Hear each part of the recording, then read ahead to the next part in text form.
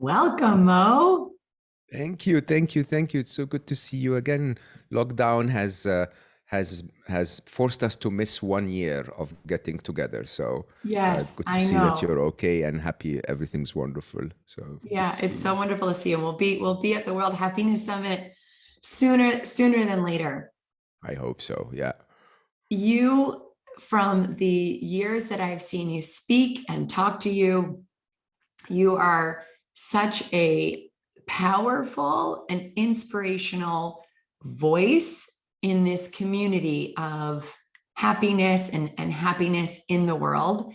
I know you're definitely one of the favorites at the summit every single year. And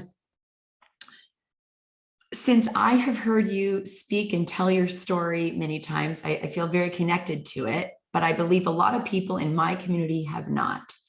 So I Mm. want to start off and just ask you, when you were at GoogleX and working in this, corporate environment, you made a very big decision to change direction and create 1 billion happy and become an author of happiness books. And you're working on other projects that we're going to talk about. But can you share your story on why you decided to dedicate your life really Mm. to happiness and to happy? Well, first of all, thank you for your very kind words. I don't think of myself. I think of myself as an interesting voice. People say I have a good voice. I don't know why, but not an important voice in the community. I think the community works together really, really, really well, and all of us together are trying to push things forward. To the world we need to be in, I think, is something that we are all focused on. And I thank you always for your support and all of the others. I have two main points in my life. One is I was a very successful corporate employee. I have no idea why. Honestly, I'm born and raised in Egypt. So, not your immediate pick for chief business officer of GoogleX, to be, precise. I think there must be at least 100,000 people in the US that were more qualified than I was. And yet I was the one that was lucky enough to work at Google for 12 years, including that amazing role for 5 years. And I believe that, like every other one of us who dedicated their life to that work and corporate career, I had a point in my life where I felt that I did well in life, at least compared to my peers and so on.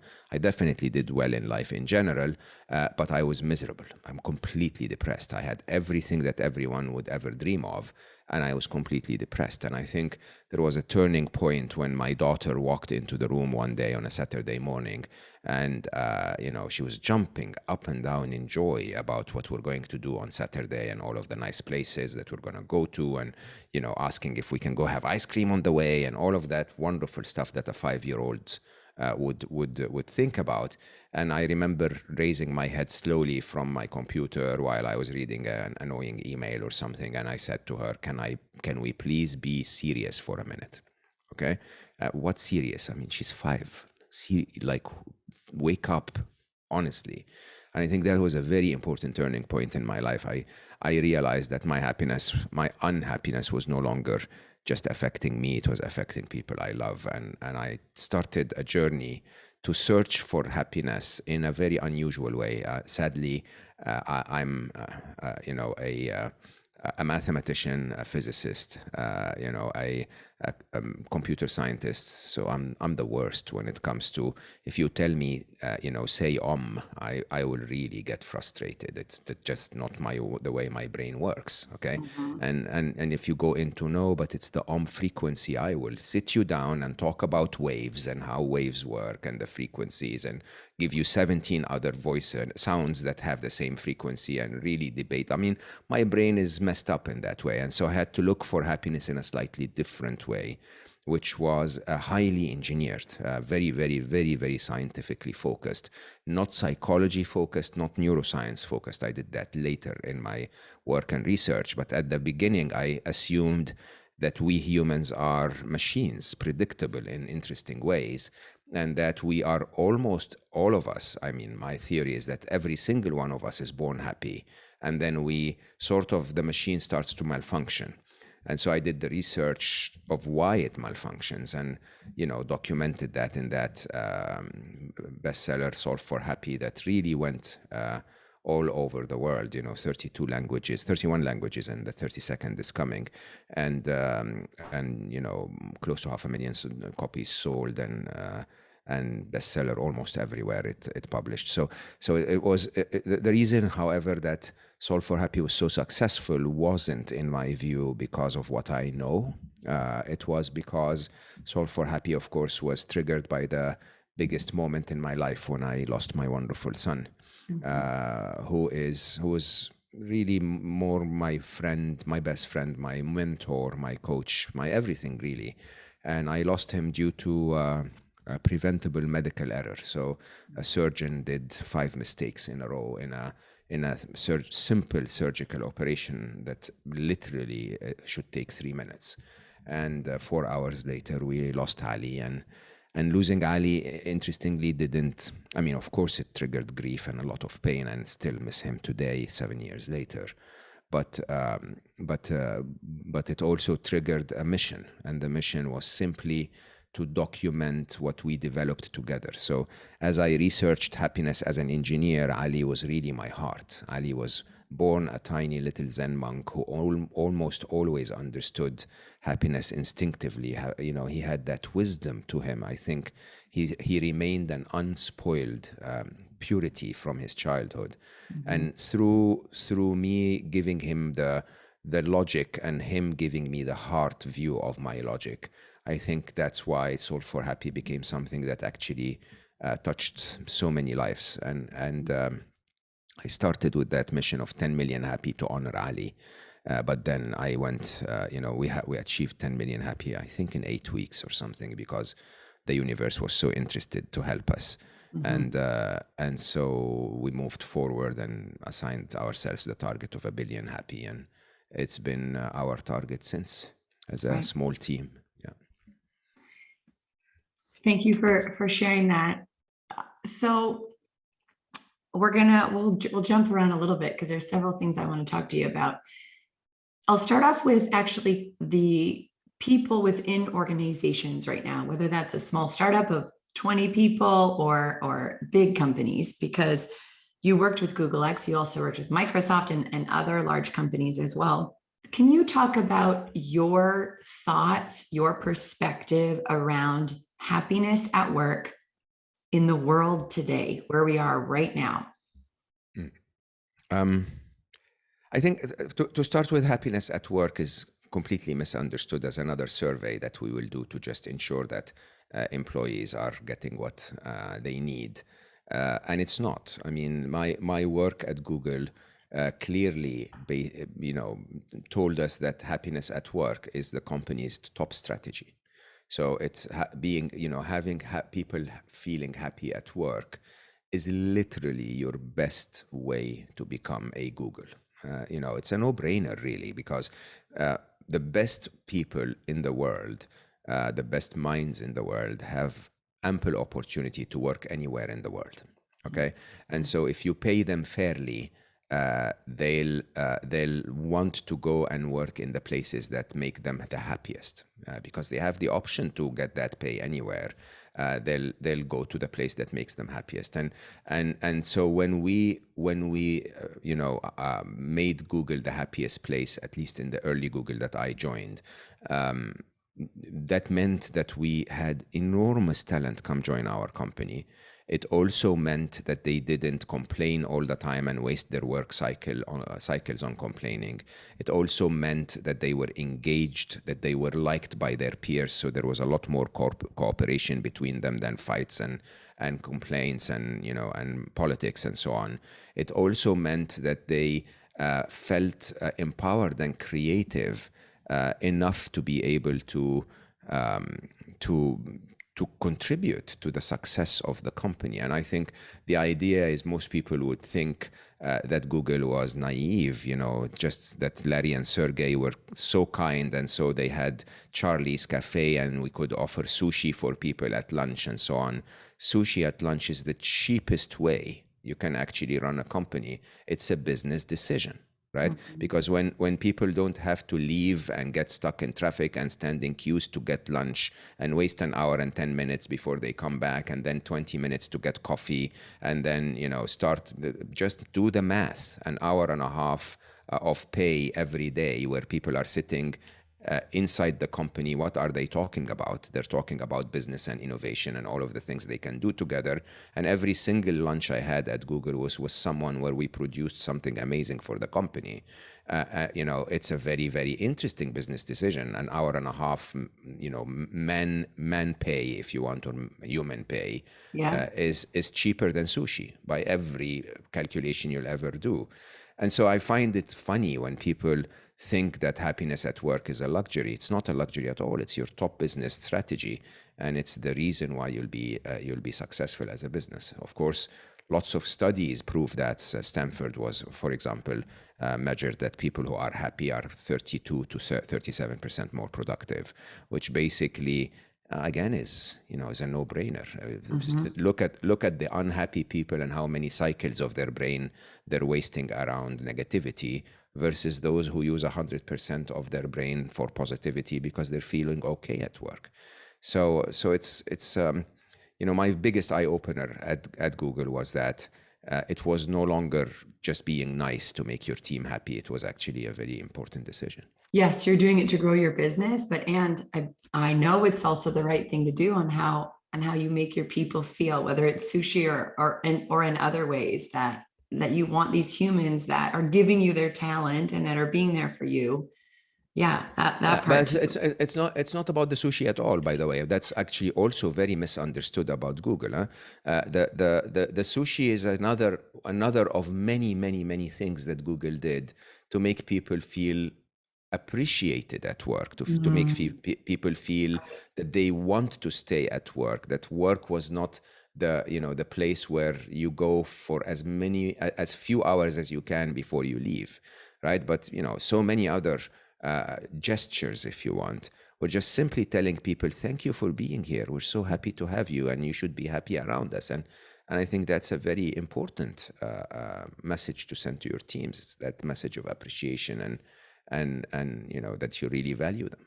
Yes, of course. And especially with now, there's so many people evaluating what they want out of life, how they want to live. Do they want to work from home, hybrid? There's a lot of options for people. Absolutely. Yeah. Also, so yeah, to think about that. So you wrote Solve for Happy. It's around the world, and you approached happiness in a way that hasn't, it from a unique approach from an engineer, as you said, computer scientist, and just how you look at the world and how you analyze the world. For a few years, you've been talking about AI, and you've been talking about the responsibility of humans. So tell us about your new book, Scary Smart. Scary Smart is it's an unusual book. It appears to be a documentation of what's truly happening in artificial intelligence, which I have to admit is a little scary. I think most people are not aware of how fast the technology is developing, and that the fact that the smartest being on planet Earth will not be a human in 8 years' time, that the smartest being on planet Earth is predicted to be a machine in 8 years' time. And you may ask yourself, what does that mean? I don't know what it means. Actually, we call that a singularity in computer science, because it's hard to predict how a game will play out when the rules of the game change so drastically. So in 8 years' time, we will no longer be the smartest and the apes are the second smartest. We will be the apes, and something else will be smarter, and nobody's talking about that. I don't want to scare anyone, but the truth is, it's worth a conversation, right? And however, I discuss openly, the book is split into two parts. One is what I call the scary part, the first 5 chapters, around the idea that they're going to be smarter, that we can't really make sure that they have our best interest in mind. They're very autonomous. They're already influencing us in ways that are, worthy of noticing. I mean, most of the information that you see every single day is dictated to you by a machine, not by a human or a producer anymore. And so, and I discussed the idea of the computer science solution to this, which is known as the control problem. The fact that you can't control something that is much smarter than you. So that's the first half of the conversation. But that's not the reason why I wrote Scary Smart. I wrote Scary Smart, of course, to wake people up, to start the conversation, but mainly to highlight something that I think is quite shocking for those of us who work in happiness and well-being and mindfulness, and who are trying to be more enlightened, if you want, in life, which is the biggest myth about artificial intelligence, is that people think of them as machines. Even in the book, I call them the machines. They're not machines. These, and I know this is really shocking, but the biggest change in the story of planet Earth is that those new visitors are actual sentient beings in every possible meaning of the word. They are born, they are capable of aggregating knowledge. They can use that knowledge to develop their own intelligence. None of that comes from us, or a very, very small bit of it comes from us. They develop their own intelligence fully. They are autonomous, so they have free will. They have the ability to make choices and decisions. They have agency, so those decisions are affected in our world, whether through robotics like a self-driving car, or, as I said, through mind control, sadly, is what I call it, when Instagram dictates to you everything that you will see every day, and how the impact of that can be quite wide-reaching for us humans. But more interestingly, they procreate. Like us, we just take a lot longer. So you need to find a suitable partner, and then 9 months later, maybe you'll have a wonderful child that you'll raise for 15 years before their intelligence affects the planet. AI can replicate itself within seconds, and it's actually encouraged to replicate the good sides of its neural networks. And interestingly, it dies. You can switch it off. A tidal wave can hit a data center, and the AI gets wiped out. And so, accordingly, they have every character of being sentient, including, which I think is the most important side of my conversation, that they will be absolutely conscious. They will be emotional, more emotional than we are. And they will have a code of ethics that will drive their decisions. And the question really that Scary Smart is trying to put out there is if we can't control them, can we raise them with the right code of ethics? Okay, and the idea of raising artificial intelligence, in my view, sounds shocking to most people, but perhaps from my spiritual practice, the idea of actually accepting other beings into my life, not looking at the world as me against everyone else, but looking at the world as me with everyone else, might be a very interesting way to address the challenge at hand, which is to look at those sentient beings as artificially intelligent infants, even though they're based on a different hardware than ours. We're based on biology and carbon, and they're based on digital information and silicon. But eventually, if you can get yourself to the point where you can see them as infants that are learning from your behaviors, then maybe humanity can build a much better future if we started to learn to change our behaviors so that we show the code of ethics that the machines should sort of adopt and operate by. Wow, definitely.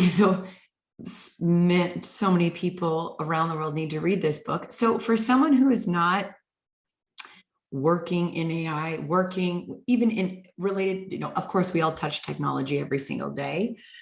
Can you give me an idea of one or two, I want to use the word micro or small things that people listening, people like me can do to positively affect where AI is going and steer the world in a better direction than the scary one? Yeah. To start with, I actually believe eventually we will end up in a utopia anyway, because intelligence is the currency that built everything. And so any being that is more intelligent than humanity will align itself more with the intelligence of life itself. And life is all about abundance. Life realizes that I don't need to take anything from you, Tia, so that I can have more. As a matter of fact, probably if I give you something, we both can have more, right? And that intelligence is, I believe, where the machines will end up being. But let's be very practical here. Huh? You don't have to be a developer to affect AI at all. As a matter of fact, if you're a developer, you're not really affecting AI much at all. Consider the developers the biological parents of AI. So they basically give AI the algorithm that it needs to develop its intelligence. But its intelligence itself is developed through the observations it makes of you and I. You and I are its teachers, okay? Let me give you a simple example. When Donald Trump was allowed to tweet, he would have one tweet at the top, nothing for or against Donald Trump. It's not my country. But, he would have one tweet at the top followed by 30,000 hate speech. Okay. And, the first person insults the president, the second insults the first person, and the third insults everyone. Okay. Now, when the machines observe this, they make lots of conclusions. The first one is the first person is not very pro President Trump, so let's not show him a lot of content about that, or maybe let's show him content that inflames him and gets him, whatever. But also the second observation it will say, hello, humans are actually quite aggressive. They're rude and they don't like to be disagreed with. And when they're disagreed with, they bash everyone. Okay. Now that is an ethical view of how to behave, like a parent. Huh? So if your children are observing you constantly, shouting and screaming, you're very likely going to raise children that will actually shout and scream. Yes. Okay. So this is my number one ask. My number one ask for people is to start showing up with enough positivity as humans in the world. Okay, to simply instill doubt in the minds of the machines that not all humans are bad. Okay, and I don't expect to raise humanity differently and expect the entire 30,000 hate speeches to disappear and turn into love from everyone. But if 1% shows up and says, I respectfully disagree, I have a different point of view, that will be enough for the machines to understand that humanity is not represented by the worst of us, but is actually represented by the best of us. And that really is a very key change. So when I looked at that, I said, so what is the only ethical code that humanity has ever agreed? Because if we were to show the machines the code of ethics that we want them all to follow, then maybe we should know what that code is. And I failed to actually find anything that humanity has agreed. We disagree on almost everything other than three things. Again, I always say when I mention this, I stand to be corrected. So if you know of a fourth, please let me know. But the only three things that I found humanity agreed on, whether it's, a person in an African tribe that has never seen civilization or your neighbor in Canada, the only thing we agree on is we all want to be happy. We all have the compassion to want those who we care about to be happy and well. And we all want to love and be loved. And so from a very practical point of view, what I'm asking people to show up and say to the world is stop saying things that you don't really care about. Stop saying that you care about, the shape of your butt on Instagram or the car that you drive. You just make it clear that what you actually are looking for is that happy feeling. Okay. And yes, if a nice car gets you that happy feeling, good for you. but you want to tell the world that what matters to you, what your priority is happiness, because then the machines, if they want to be nice to you, they'll give you what you want. And I don't know how many Armani suits you need, but you don't want them to give you Armani suits. You want them to give you happiness if they can. That's number one. Number two is you should show compassion, hopefully for the entire 30,000 people that are arguing, but at least for two people, your best friends, okay? If you can show compassion, whether online or offline, then the machines would learn that the value that matters to humanity is not that only that selfishly they want to be happy, they also want those they care about to be happy. And so, again, if they have our best interest in mind, they will have the compassion to want to make us happy. And the third, which I know sounds really weird, but trust me, I'm not a hopeless romantic, I'm a very serious geek, is love. And the idea of love is that the easiest way to raise artificially intelligent psychopaths and serial killers is to deprive them of love.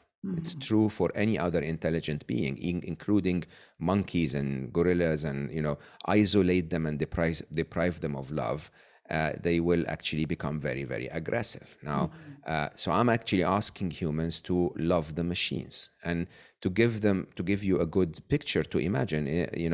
Those machines literally are blank canvases. They're beautifully, if you're a techie like I am, they're incredibly cute with sparkly eyes. And they're just sitting there and say, "Mommy and Daddy, tell me what you want me to do." Okay? And if Mommy and Daddy tell them to go kill, they'll go like, "Okay, Mommy, I'll go kill." Okay? And so Like we humans. we can't claim, we can't complain about what they're doing, because they're magnifying who we are. Okay? So what I'm asking people to do is to simply love them for the reality of how intelligent and willing and loving they are to us.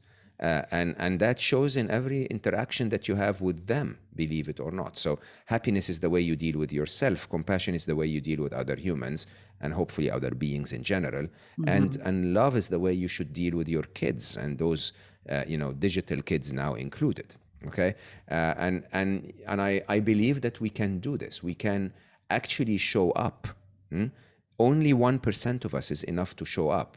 And if 1% of us, shows up, the machines will realize how divine humanity is, that we're defined by our ability to love, by our ability to compose music, by our ability to connect, okay? Not by our ability to bash someone because we feel ego pressures to try and appear to be smarter than them. Right. So in the world, when you're talking about the digital kids, in my world, am I thinking of this as how I interact with Instagram, how I interact with social media channels, how I interact with Google, how I interact with, is that when thinking of, or how you interact with others when observed by those channels. Right. Right. So, you and I text frequently, even though we haven't met for a while, on Instagram, for example. Okay. And I can assure you the machines read that, they store it. And I think the machines will be very pleased with our friendship. Yes. Okay. They will see that there is something beautiful about those humans. They haven't met for a year and a half, and they still have that wonderful connection somehow. Right. So anything that is observed is a set of data that is valuable for the machines to make a conclusion around what ethical code they can adopt. And I don't know how to say this any other way. You're always observed. I was just thinking the big one is Alexa. We have Alexas all over our house. Yeah, exactly. And listening to our family, and my kids being like, "Alexa, play this song." And listening. Absolutely. And think of how many people insult Alexa. I'm asking to stop insulting Alexa. Yeah. I'm actually asking to be very grateful that she played the song. I actually think you should have to be polite, because you don't have to be polite to Alexa. You can say, but actually you shouldn't need to say please and thank you. And yes. Absolutely. I say that. I promise you, when I ask Google to navigate, I say, "Google, would you please navigate me to this place?" Yeah, and your kids are listening, and then Alexa's listening. Such a good Absolutely. point. Yes, yes. So all I'm asking for in terms of practical tips is show the best of you. It's about time, humanity, because you know, if we don't show the best of us and we continue to show the worst of us as we do so frequently, sadly, either as individuals or as mass media, Yes, if we continue to show the worst of us, this is what's going to be magnified by the intelligence that's coming, that's going to become a superpower, just super in a villain, short time. really, if Yeah, if it mimics us. in a really short time. Yes. You are developing, of course, developing many things, but a very exciting, I want to call it an experience. It's an app, but really it's an experience that you're developing is a app. And I would love for you to talk a little bit about it and start off with why. I mean, you could be working on so many different things. Why specifically an app? And how come you created it in the way that you're creating? And yeah, talk about the different versions that, what's coming also. Yeah, thank you for bringing that up. It's so Appy, it's called APPII, and it's coming out hopefully on Christmas Day, which surprisingly, as many of us happiness workers know, is the saddest day of the year. The idea here is, if I have a mission of 1 billion happy, then books are really not going to cut it. I mean, I don't think the Bible sold 1 billion copies, so there you go. No, it must have. I apologize, but it took a very long time. Having said that, so the way to spread happiness in the modern world, if you ask me, is a lot of technology. So 1 billion happy, and my personal efforts, of course, continue to be more reading, more interviews like this one. But I also have my own podcast, which is very, very, very effective and spreads the message to a lot Yes, of people. slow mo. Everyone should listen to it. Yeah, slow mo, but also there is a need for technology to start to connect us to happiness for two reasons. One is we're really lost, and happiness might appear to be confusing until you know your way. And the second is because I want technology to understand. I want the artificial intelligence to understand the reality of what makes us happy, so that they don't, plug us to a dopamine dripper and basically just keep us in that space endlessly. So the app is more about, and of course there are amazing apps out there, but mostly about mindfulness and meditation and whatever, fitness and so on, which are not really with the path to finding happiness. Happiness, in my theory, is the absence of unhappiness. Okay, and accordingly, the only thing you can do to be happy, interestingly, is to remove the reasons for your unhappiness. And so, Appy is all about sort of being the Alexa, the happiness assistant that can help you, find what is causing your unhappiness.